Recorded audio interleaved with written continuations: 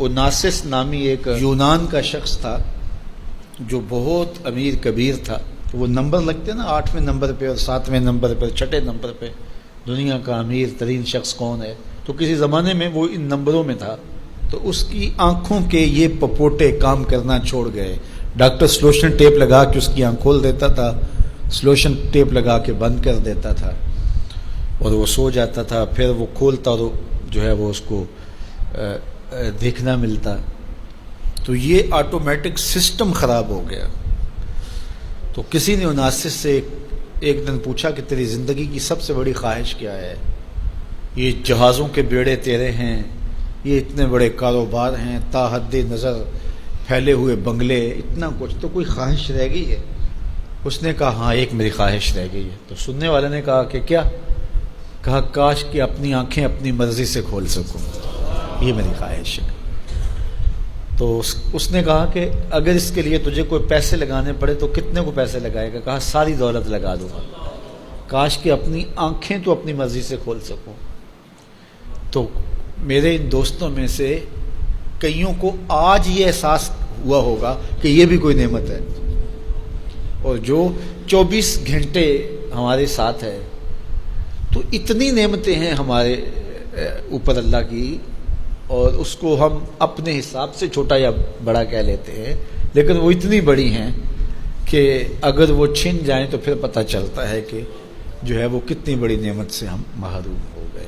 وہ میرے ایک ملنے والے ہیں, ان کے منہ میں لعاب کی مقدار کم ہے, جس کو ہم نے کبھی سوچا بھی نہیں کہ یہ بھی کوئی نعمت ہے. یہ قدرتی گریس ہے جو منہ کو تر رکھتی ہے اور بولنے میں مدد ملتی ہے, اور نظام انہضام کو اس سے بہت زیادہ فائدہ پہنچتا ہے. لیکن ان کا مسئلہ کیا ہے کہ مقدار کم ہے.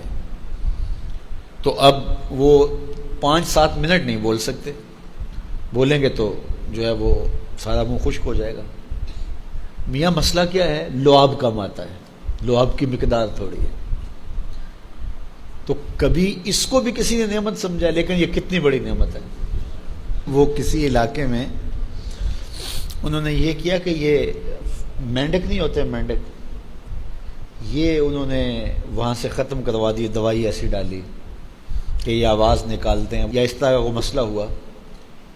تو اب کیا ہوا کہ چاول کی فصل پر ایسی سنڈیاں آ گئیں کہ جس کا کوئی علاج ہی نہیں تھا.